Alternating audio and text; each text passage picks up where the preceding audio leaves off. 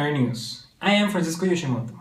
On January 7, 2015, at around 11:30, a black Citroen drove up to the building where the writers of Charlie Hebdo were. These two men, identified as Sharif Kouachi and Saif Kouachi, had attacked the offices of Charlie Hebdo, killing 12 people, from whom 8 were journalists, 2 police officers, a visitor, and a caretaker. During the gunshots, the Kouachi brothers said, "We have avenged the Prophet Muhammad." They escaped from a hijacked car, which they stole. These men were fugitives and wanted around all France. On January 9, 2015, French authorities had killed the Kouachi brothers in a warehouse where they had held a hostage in North Paris. The Paris attacks had caused multiple reactions around the world, with different groups of people debating whether or not this issue was provocative and if it was freedom of speech or hate of speech. Now, we're going with our reporter at France. Go ahead, Brenda. The news of what happened at the Charlie Hebdo offices soon revolved around the world. For anyone outside the Muslim community, the events in Paris were considered an attack. Not only French citizens cataloged the events as a terrorist attack, but the Western nations as well. This side of the argument states that the attacks are a censure to public opinion and freedom of speech. Various marches started to take place not only in France, but in close European countries as well. The marches were to protest about the killing of innocent people who were only expressing their point of view. Many consider that the motives of the attack lack a sustainable reason and that not by any means murder is justified. Because the magazine not only mocks Islam, but it targets includes all religions and identity groups. Charlie Hebdo received a warning before and still decided to keep running its publications. The majority of the warnings came from Islam.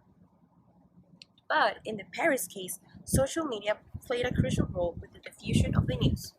Social media is the quickest way to spread a message. With the Charlie Hebdo case in Twitter, a hashtag that said, "Yes, so Charlie," which means "I am Charlie," was used, having one of the quickest responses ever. Thanks to the hashtag, the events gained popularity globally.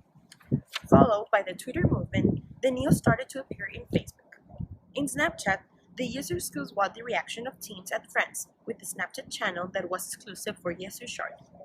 A recopilation of videos and pictures could be seen through it, making the viewer feel as if they were in France. The Snapchat channel started share the grief of French people, and after a few hours, Snapchats from other countries were also related to it.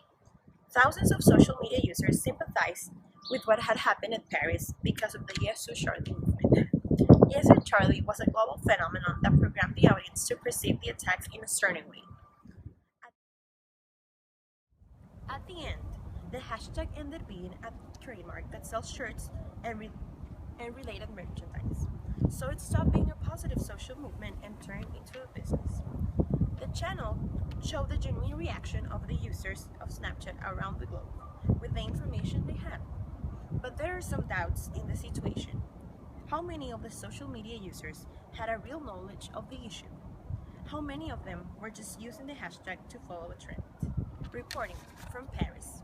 Back to the studio. Thank you, Brenda. This is one part of the argument, but what about the Islamic side? And now, to illustrate a Muslim opinion, our reporter, Abraham. Several times the image of the Prophet Muhammad was used in Charlie Hebdo's publications, which caused protests from the Muslim community. Even though the magazine editors were only expressing their opinion, many Muslims don't consider it an opinion, but rather a mocking to their ideals. The Muslim community has expressed its inconformity with the publication since before the attack. Radical and moderate Muslims consider the image inoffensive. Muslim leaders previously demanded the magazine to stop the publications, and since the publications didn't stop, radical Muslims decided to take actions on it. After the attacks, many protests were registered from Islamic communities throughout the world. The Islamic religion demands respect for its main beliefs as well for its leaders. Not doing so is considered a blasphemy. Respect is demanded from the members and it expected from the non-members as well. After the attacks, the Islam religion was highly criticized by the public opinion of non-Islamic countries, condemning the attacks and demanding an apology from them. Muslims don't consider they should apologize because they claim that the magazine should apologize first. Pope Francis defended freedom of expression and freedom of religion, calling them both basic human rights. It is obvious that one cannot kill in the name of God, but he cautioned against insulting or ridiculing other faiths. There is a limit to freedom of speech. It is obvious that one cannot provoke, one cannot insult other people's faith, one cannot make fun of faith. It is unequivocal that nothing could justify the massacre in Paris, but suggested the magazine had gone too far. An analogy stated by the Pope Francis has gained popularity through social media. There are so many people who speak badly about religion, who make fun of them. And what happens to them is what would happen to his dear friend if he says a word against my mother. He would get punched in the face. It was unequivocal that nothing could justify the massacre in Paris, but suggested the magazine had gone too far. We have to be careful how we express our thoughts. Thank you, Francisco, reporting live from Iran. Back to the studio. Thank you, Abraham. The events at Paris opened the window for debates about many aspects of freedom of speech. For the Muslim community, the magazine overpassed the line of freedom of speech by insulting their ideals. The magazine looked at sacred image and burlesquely published it. Enhanced by underrepresentation, Muslims were given a barbaric image, and many fell for this inaccurate belief. Let's take a time and consider the treatment that these Muslims went through.